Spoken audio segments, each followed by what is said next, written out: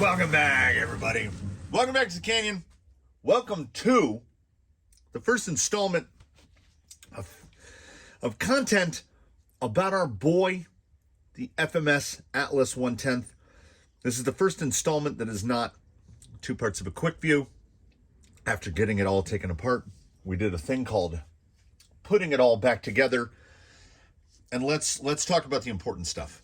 I remarked in the last one, I said, I'm going to order some 70 millimeter shocks. We're just going to throw some 70 millimeters on there because if we can do it with a little bit less fabrication, we'll do it with a little bit less fabrication. So the AimRock 70 millimeters, here's how one pair came.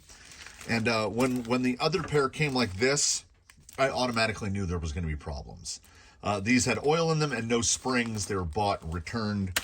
So I didn't even really get to fit them. I put one pair on in the front and it seemed okay. I mean, when the shafts are fully out, like that shaft is fully out. So that's how much suspension, that's under half an inch. We're at like maybe 11 and a half, 12 millimeters. We were not going to get a ton of travel out of that. And while I know that we're leaning into the scalitude of this, I would genuinely prefer more travel than that. So what do? I'm learning. Friends and family, I am learning. I didn't just grab the aluminum. I instead grabbed a pair of scissors. And I grabbed some, what is this, like 030? This is 1/2 millimeter thick. I grabbed some 1/2 millimeter styrene and a pencil and a pair of scissors. And I made my mock towers, and then I used them to fabricate my actual towers so that I could run 80 millimeter shocks. As I have, there's a lot of 80 millimeter incision S8Es running around here because I seem to replace them on my Phoenicians. So here is where we are sitting with the Atlas. I think the front shocks came out pretty much exactly, the mountings pretty much exactly as I wanted them to. I actually started with that hole and then had to take everything apart and move the hole down because I made the front too low. It did not have enough travel in the front. So a very simple tower, and based on the way the fenders are, the shock goes right up inside. Now you'll notice we've done it again. I'm not happy unless I can Drav-Techify every shock. And I figured, let's take, here's one that I had set up. That was one of the setups I was trying with a shorter spring. The problem with the shock mounting position relative to the rail, I would say one of the biggest hurts that this thing has got going for it is that the shock mounting position on the axle is narrower than the shock mounting position on the frame because this frame has no pinch. Because in order to get a servo sideways and a battery next to it and everything, it's super wide. So that doesn't act as a problem in the back. In the front, this is one of the first instances where I've had strike, where something is hitting something else no matter what you do in stock configuration. So what I found out completely incidentally, and I had worked through several shock permutations, getting the shock to work the way I wanted it to. And while I'm unthreading this rod end, I would like to point out that the wheel hexes are the cheap Amazon brass variety because I couldn't handle the plastic hexes falling off all the time. They are the cheap Amazon variety, and a set had gotten mixed up somehow. So all I had was a pair of 8s and a pair of 10s. So I took these over to the lathe and turned the 10s down to 8s. This guy should be running 6s, but I don't have any 6s. And I had low. 6s will have the hole for the screw further inboard. So if I were to turn I can't, well, I was going to say but I can't. These can't be turned down to 6s. The screw is in the wrong place. And even if I re-drilled and tapped, as I've done on others, it would go right in. There'd be like, I don't want to do it. I will get hexes for that in the future. You will notice that there is there's so much. I was having such a good time, okay? I spent the better part of a day. We've got we've got the 80 millimeters in the back on the towers, and I left the towers this big full size because when the bed is on it, it perfectly fills that out. And that's why I also made them out of 090 ABS, because if I made them out of 090, I could get even less lean on the shocks. The rear shocks are almost straight up and down. They still lean in a little bit. But these are the hot racing option spring set for Mini T, because I was looking at one of the incisions and I noticed it's got that little machined lip. And I was like, what if? What if? And they just fit. So those fitting and me being able to take the collars off was huge, because I was having to run spacers all the way around so that the collar wouldn't hit. That's why there's a relief here. But this just fits better. So these are the firmest springs that come in the hot racing variety pack. The others are on, it came from the Workbench Flame 17. He's running the blacks and the silvers. And then in the front, we're running the previously unused, and I'm like, what am I ever going to use these on? DriveTech mediums. And they're a real nice. So the front and rear towers, I think, came out perfectly. ABS in the rear, went with aluminum in the front because I thought, and they could have, I could put, that's 10 millimeters in spacing right there. So I could run 90s in the front, but I'm not going to, I'm just going to do 80s all the way around because the travel seems just right. And we will get to how I got to the travel in the front. To get it to travel at all, because of that really funky panhard arrangement. Okay, we can see it. It's visible here. Here is what is going to, I'm sure, become a problem. You see the pin? I can't turn it. Yeah. They keep backing out, and I keep knocking them back in with a punch. But they will back out to the point where I think I've put grooves in the C-hub, because like every run I have to tap those back in. I don't like, I'm afraid to put like super glue on them because I think the super glue will go down through and then I'm just going to glue the whole U-joint together. So I think that is something that I'm going to have to get those out and measure them up against other universals or CVDs and find out if I can just replace those with something else, because that's a big problem zone. I drilled and tapped through the front to just mount a winch. I just hard mounted the winch directly to it. Winch control duties are being running by an Axial AE5. It's just plugged into channel 5. I haven't set up channel mixing yet, so I just have it, there's neutral. This winch is in and that winch is out, so out, in. And I'm afraid that I'm going to, hit the switch. So I'm going to do channel mixing to where I'll hit this button, and when that lights up, the winch will be on, and then I can go in and out. Well, I'll use PMix. I have not done it yet. I also, and here's a disclosure that is full and did not need to be made on any level. I soldered this guy up with 2 JST plugs, one for power from the battery, there it is, and one to run the winch, there it is. So it has a JST male on one and a female on the other so that I can't wire them up backwards. And I didn't even think. I just took this and just plugged it in to channel 5. So that has a BEC in it, and that has a BEC in it. And praise him, for he is good.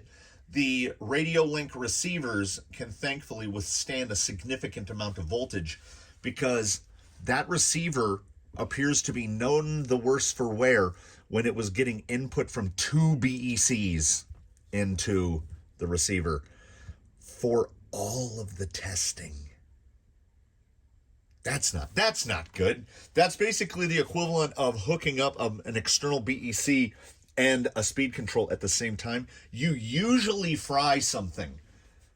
This thing not only lived, but I've been power testing it in here. I've been wheeling it around right around outside, driving over the roots of the silk floss tree, paying the winch in and out. So this vehicle has been not rock tested, but has been tested to make sure it's working, and it had 2 BECs operating pretty much the whole time.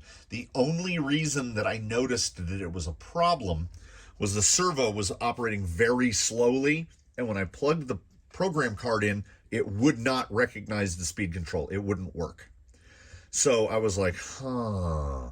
So I opened the receiver box, unplugged the AE5, boom, and the card went, and I was like, uh-oh. So I just pulled the red wire from the Futaba connector going into the receiver, and now everything is great. There's a chunk here of ugly tape because the way they have it set up, the wire side of the servo aims right out to where the fender is. So the fender is constantly trying to pull that wire off. So I have it tucked in kind of as best as I can. And I thought, oh, well, I'll just hit it with the Dremel. There is like the screw that holds the fender on is right there. So it might be a problem. Before we go out to wheel, I will remember this one is about half as far as the other one. I've got to get my punch and my little hammer and knock those back in. So the shock mounting was not too bad. Here we've got the front. It's got a little bit of bump steer. We've got a little bit of axle swing, but we have full travel on this side. And we have successfully gotten full travel on this side. And that was not easy. In the stock configuration, the way it has this big drop right here for the panhard bar, you would get to about there, and the top of the panhard bar would just hit right across the top because you see it's perfectly in line with the top of the axle. And then once you flip your panhard mount over so that the panhard mount goes up really high, so see the angle of these is just slightly like that, wedging off. That's why we get a little bit of bump steer, and the angled shocks, they don't help that either. It doesn't have a huge amount of swing. In the little bit of wheeling it around I've done, I honestly didn't notice it. I didn't really notice it. So to correct that, you have to build a new panhard link. You have to build a new steer link. This one needs a conventional end on that end and then an offset end on this end. Otherwise, like, look how close we are when it bottoms out. When it was on the conventional mount, literally, that's how much suspension travel we would get on that side. So I've quadrupled the amount of front suspension travel it has. And I didn't add, there's nothing added here weight-wise unless you want to count like the weight of the winch and like this stuff. Like we've added components. Like I built the shock towers and put those on, but there is no added weight. And even at that, this boy is a chunky boy. And somewhere in this building, I don't know where, is this little back piece. I cannot find it. All I can figure is that when one of those moments when I was frantically cleaning, it got put away in another bin and I can't find it. I will find it. And if I don't, I will punish myself and I will make a new bumper for the back. I'm still also thinking about making a new bumper for the front, and I cannot find a fair lead. The two existing holes, I just want to mount the fair lead to the front of the bumper there. I mean, onto the front of the winch. You see the two holes there? Those two holes don't correspond to the holes in any fair lead, so it might come down to me getting a piece of aluminum and cobbling together my own fair lead to guide the line. It has been wrapping fairly decently well. But I would prefer to have one because otherwise this just hangs. There's also no provision on the bumper for shackles to slap that hook onto. I have found some LEDs. I found these in a box. There we are. I have not tested them. According to they had little straps on them. I don't know what they're from. I haven't tested to see what voltage they run. But they're supposed to be white and red and amber. And if that is true, then I will be able to put reds in the... Oh, yes. In the bed, and I will put ambers in the front bumper because one of my favorite things about this rig is the yellowy headlights, the old-timey yellowy headlights. Oh, also, I cut out a fair chunk of where the battery tray was in order to just fit that guy down, and then cut a slot in to fit that battery. So it fits the 3S pretty well. They will kind of, it can slide back and forth a little, but compared to how we had it before, better. Also, yes, I will need to point this out. So right here, you see these little guys? I'm assuming this is something vestigial left over from the Jeep, from the Michigan. It had the same thing right here. There was a big hoop that came out, a big hoop route, it came out right there. And there, the links would hit it. So you were losing that much travel. So I just dremeled those off. I don't think they're necessary.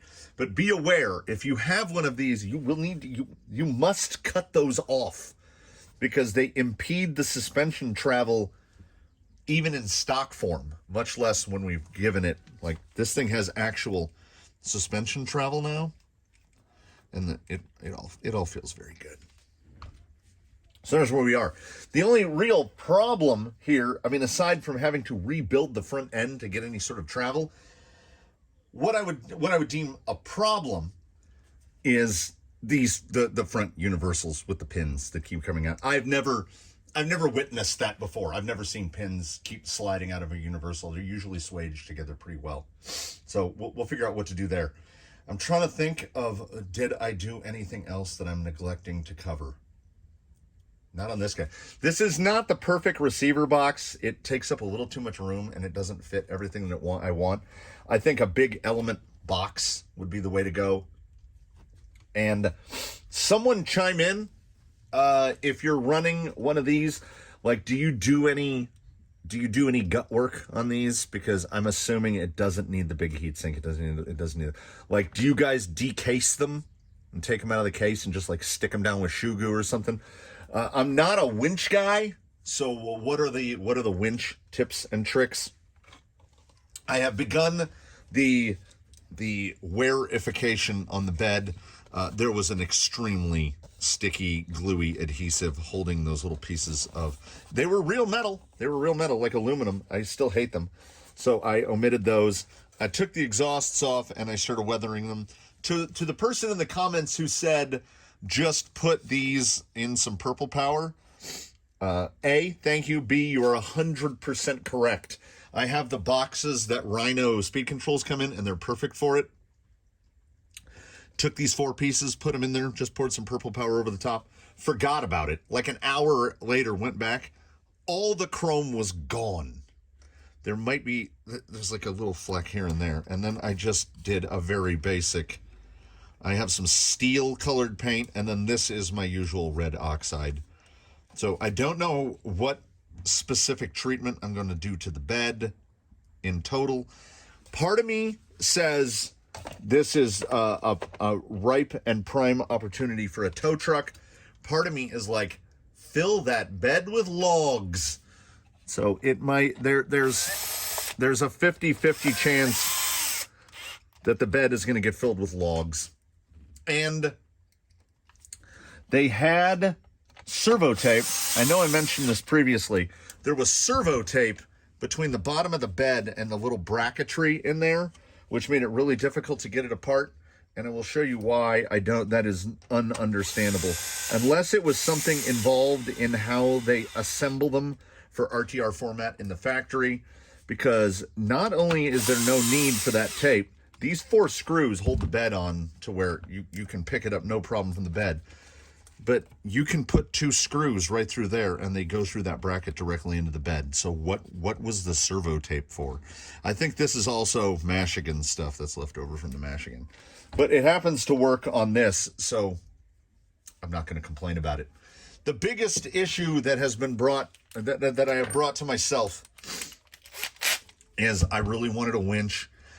As this whole, so from back here, very Vanquish style, from back here where the motor mount is, all the way forward is all one piece.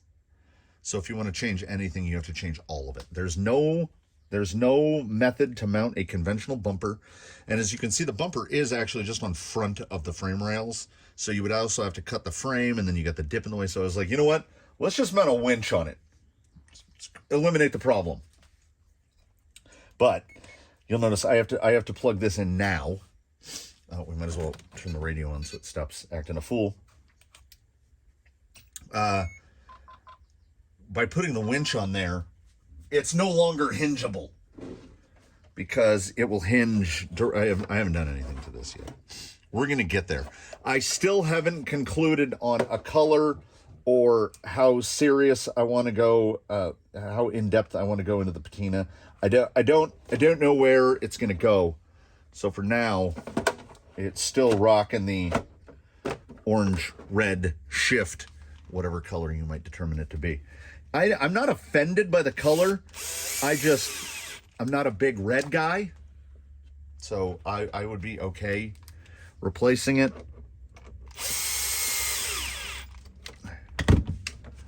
Make sure this guy's popped down. He is not. So I've gone the opposite way. It's not, I mean, it's not exactly a Baja Ray, but we don't run body clips, but I do have to use a screwdriver to get the body on and off. Wheels is exactly where we said we were going to go. Super Swampers on the Hot Storms, which now you apparently can't get anymore. Still on the single stages, which I tossed this guy on the scale. I'm going to put scale hubs on him, but down the road, because these wheels and tires are going to have to come on and off about another 20 times. So he's going to get scale hubs. He's just not going to get them for a while. Still running the stock single stage. He is going to need more. As I halfway said, I popped this gentleman on the scale. He is 7.6 pounds RTR. Now, some of that is defensible. Some of it is this.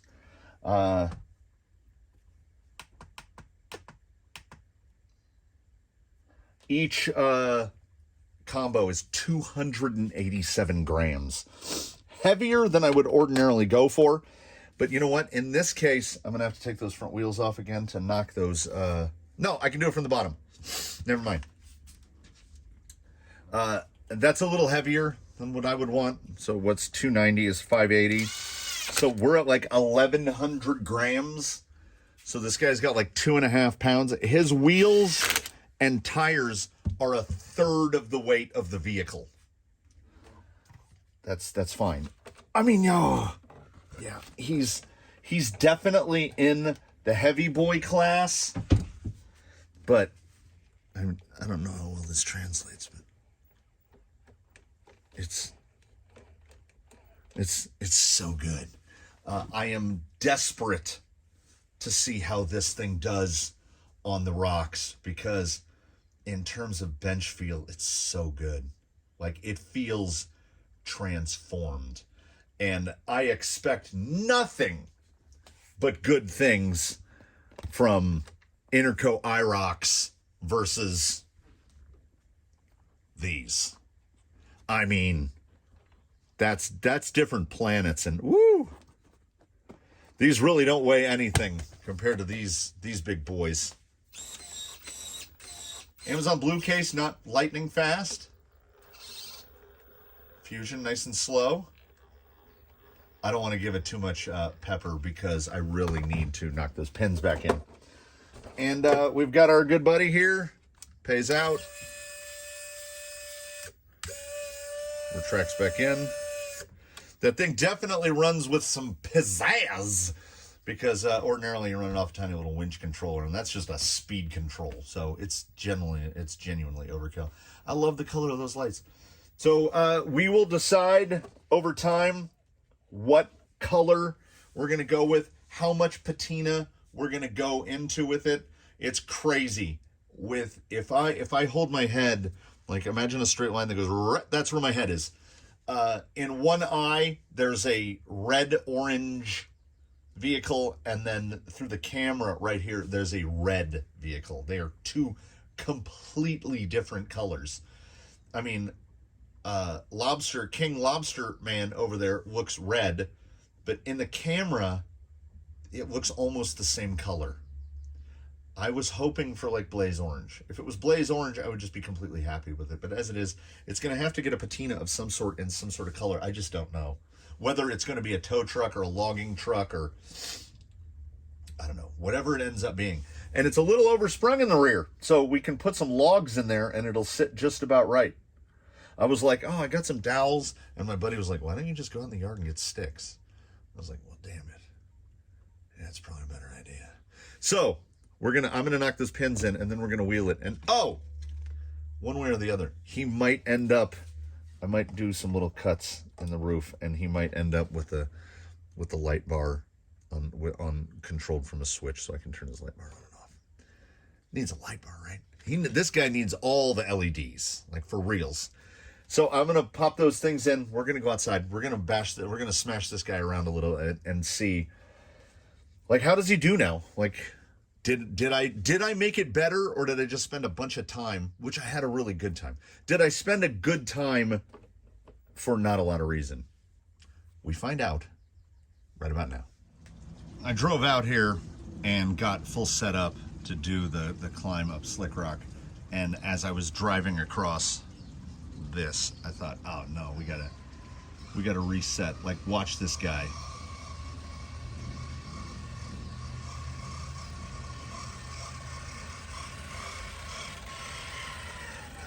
I mean, I was thinking oversprung, but it might be pretty close to perfect. We will see how those foams do on this amount of, oh my. Hello. Pull over. Yeah. Hello. Okay.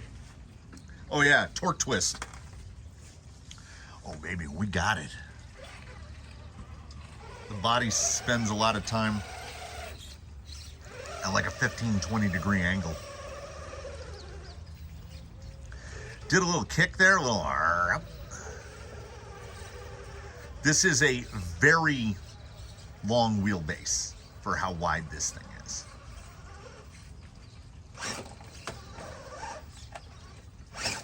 My only worry are those universals.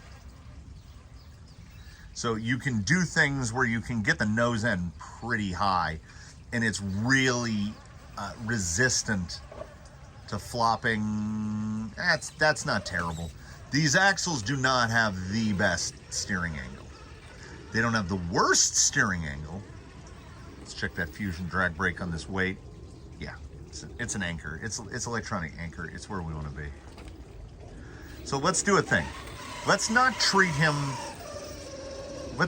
weak. For a while, yes, he is ostensibly a trail truck that is going to have logs or a boom or something. Like I said, if we can get a trail truck that crawls a little, I almost think I overshot.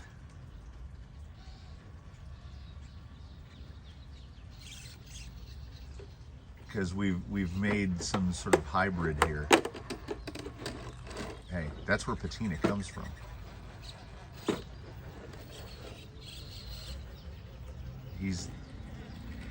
Guy's a goer. That's the staircase. It's not easy. Long wheelbase, definitely helping there.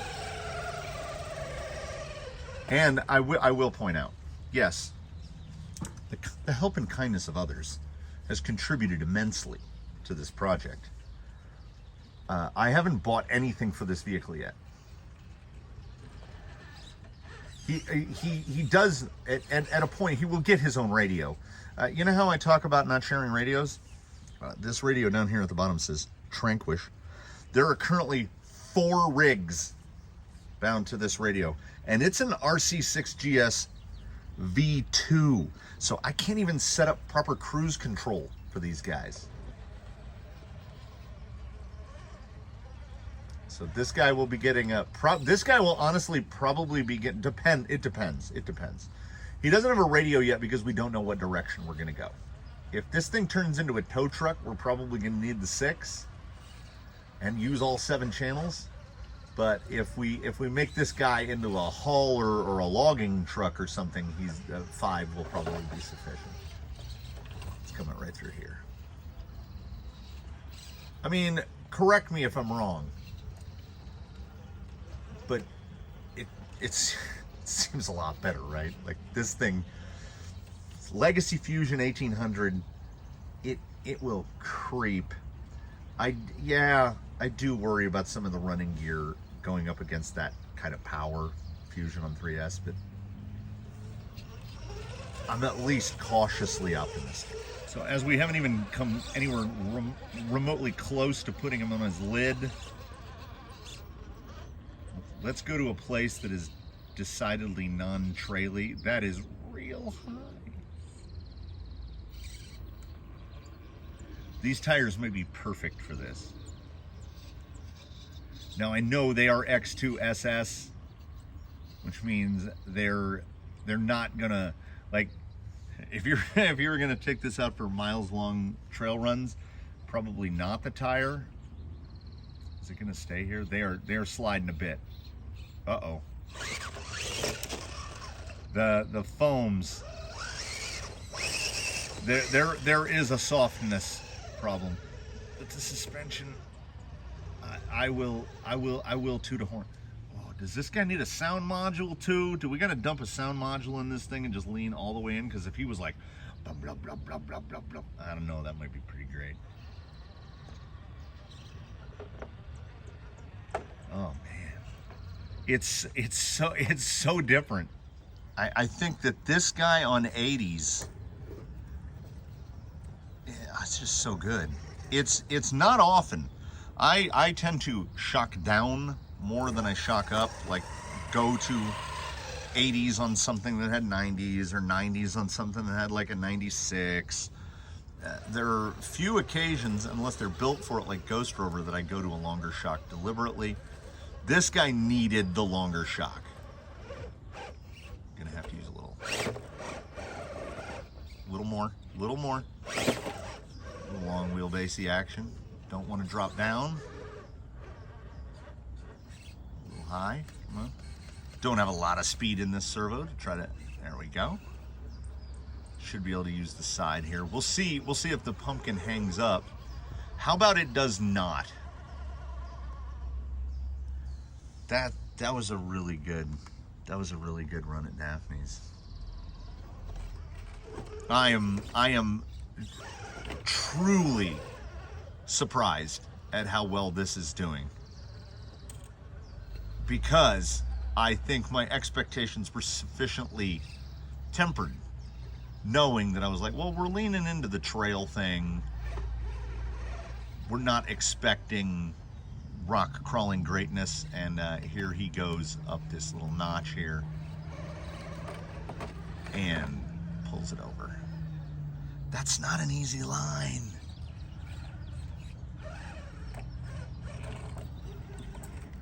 This guy is the opposite of Wiley, really.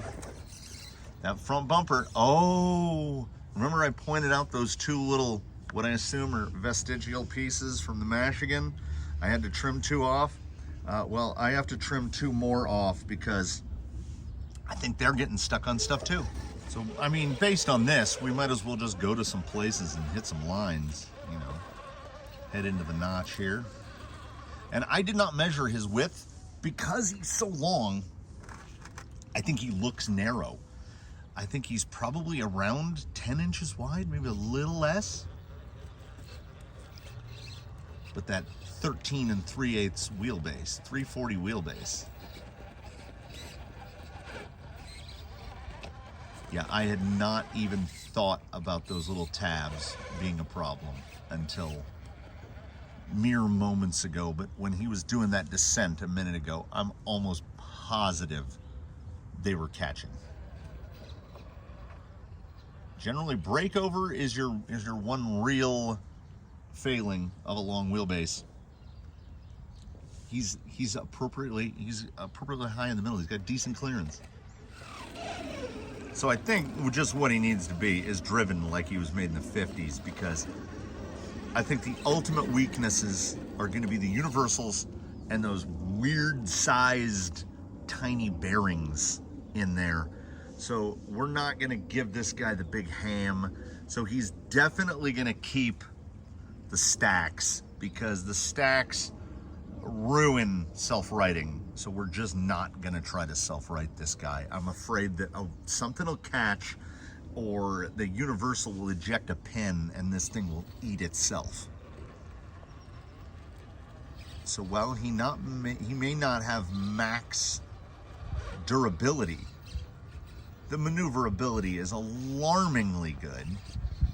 And yeah, did he just easily clear gate 1 here at the 6, which, I mean, let's call it what it is.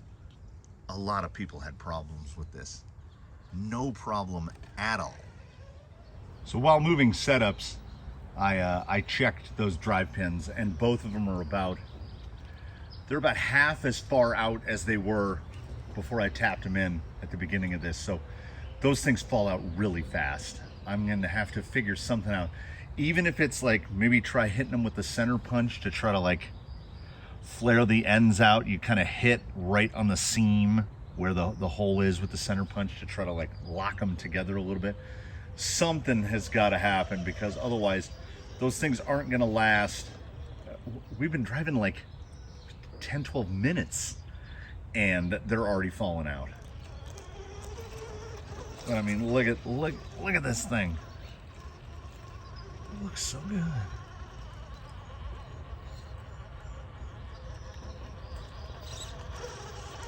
Got long wheelbase. A little more beans to it. Oh, it is properly good looking. It needs more lights. When I'm out here in the sunlight, despite the fact that the light bulbs in my shop are daylight spectrum, in the sunlight it definitely looks more orange to me. And through the camera it still looks red, but it looks more orange to me. He's definitely got a color shift. Is that color growing on me? I can't tell. I think it might be growing on me a little. I don't know. I just feel like it needs something. It needs something. I had resisted the Power Wagon. This is the Canyon's first Power Wagon. It's not even really it's I don't know, is this more or less Power Wagon-y than other Power Wagons? I would say more. It's got more bits. I'm 100% okay with this one. I think the wheels look fantastic. I think the tires look great. I think he runs great. I think if the bodies of the shocks were black, that would be probably perfect. But they fit so tight up against the chassis, I don't even think I have space to like put heat shrink around them. So we've got stuff to do. We've got places to go, things to do, things to see. It's just that when I realize that there's a little occasional, I hear a little click. That little click is that universal pin coming out and hitting the C-hub, just kind of tapping against the C-hub. And then the other clickety-clack is the ball in the universal slopping back and forth. That's not good. That's gonna wallow those holes out really fast. So I think best scenario would be to just replace the universals with something from someone else. I'll have to figure out like what works. It's pretty great, is it not? It's pretty great. I'm not even noticing the fact that it's on single stage foams that much. I thought the side hill was going to be way worse. Oh, there, and as soon as I say that, that tire just turns into a smear. But I mean, who would have guessed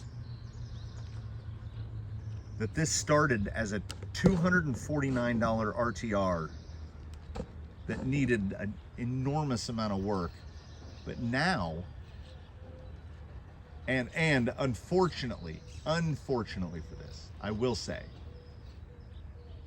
in terms of the Atlas, it's not like you could pick and choose. You wouldn't be able to say, oh, well, I'll put on these tires or I'll put on that. All the RTR electronics have to be replaced if you want to crawl at all. The tires are non-negotiable. Those have to be replaced. And the shock situation with the absolute zero damping and the short travel, which is also brought to us by the drag link and the panhard, to turn it into a rock crawler, all that stuff has to be corrected.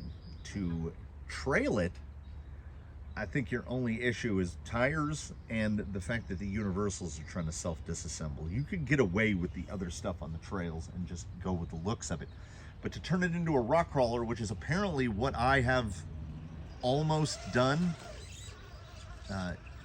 it's more work than it is money. That's kind of like where that's where I like to be anyway.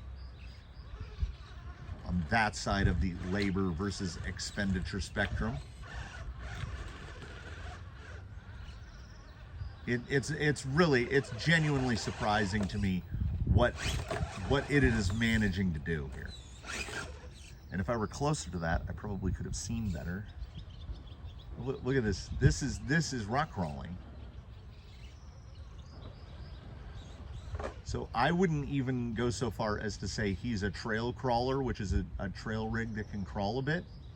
What we have here is, I think, a vehicle for which I'm sure there is a very good 1-1 real world analogy where we have something that looks really good. This guy jumped right up towards the top of how good does that look. And it is sacrifices made for vanity. But we're not sacrificing, at this point, we're not sacrificing nearly as much for vanity as we usually do. This thing is overly capable. So we've got the triangle. You know how they say cheap, fast, reliable, pick two? This guy, it's cheap. It does crawl. So cheap, crawlable, reliable. So this guy is cheap and crawlable. We will put more money into him, mostly in terms of scale stuff. Like now I'm thinking sound module. I'm thinking put this on there, put that on there, put more lights in it, get it tricked out.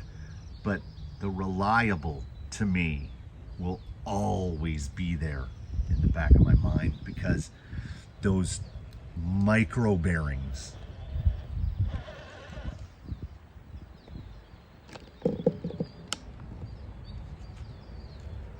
and the constant question mark of the drive shafts, and when I start doing stuff like this, I start to think, is this a good idea? Should we be doing that? So I guess here the sacrifice for vanity isn't.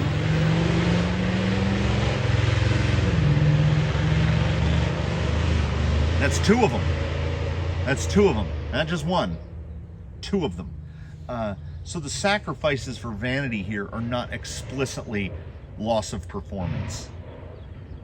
By the nature and construction of it, there have to be durability concerns. That bearing that top shaft rides on is smaller than any bearing I've ever seen in a servo saver bell crank. It is tiny.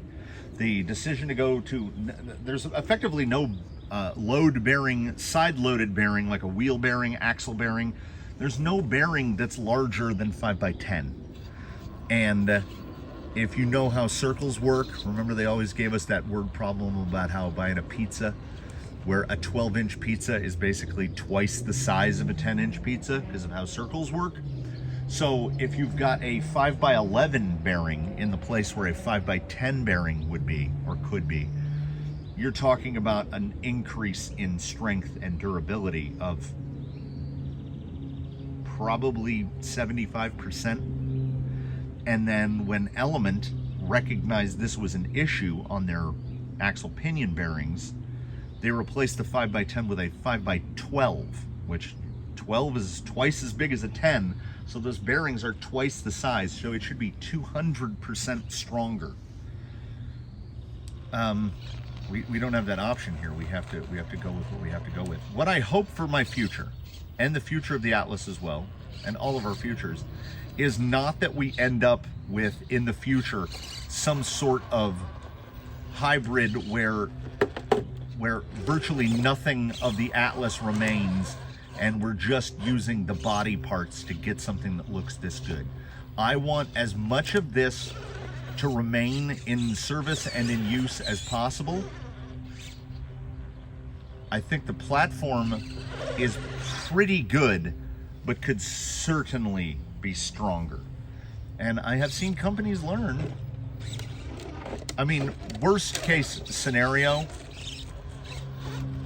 I would like to see it stay as is, but maybe in the worst case, the gearbox and transfer case have to go to make way for something else. Even if it's something else with a forward motor mount and a different T case to get them together, because the gearbox No, the universals followed by the gearbox are my two primary concerns.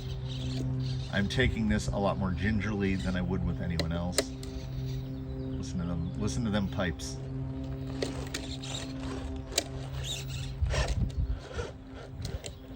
Yeah, this is the foam. So, I don't know. Double bun? Do we just double bun it? I think maybe double bun it. He's 7.5 pounds. I would love to just get up this and go to the bridge, but just kind of pivoting on his head. And with that one tire that's so much higher than the other, all right, we'll try a line no one has tried. Yeah, these IROCs are doing great. Can we turn around? Well, that was a okay. All right. Oh, look at it slur. Hey, I'll take that. I'll take that. It's not where we wanted, but you know, we made it work. There we go. Level it back out. I think we did okay. I think this came out okay. We're riding a high on this one because that is so much better than I could possibly have anticipated. I just try to push those durability thoughts to the back of my mind. Thank you so much for watching, everyone. Please do comment below, drop a like if you liked it, subscribe if you haven't. Do consider channel membership. It helps the channel grow. The Atlas and I will see you again soon. We will see what my brain, and maybe in betwixt, you all can give me some thoughts. Be like, you know what? The orange is growing on me too. Or no, you gotta do this. We'll see. I don't know where it's gonna go. The red orange it is growing on me a little. I don't know what to do. I don't know. It's tough. I like the stacks without the chrome. I like the lack of chrome in the back. I'm happy with a lot of it, and what I'm not happy about, we can't really change. What is it? Give me the faith to, give me the strength to change what I can, and it did, and the strength to accept what I can't change, and I'm getting there. I'm not saying I'm there, but I'm getting there. We'll see you in the next one. In between now and then, as per usual, do your very best, one and all. Have a good one, everybody. We'll see you real soon. Come on back to the canyon. We love having you.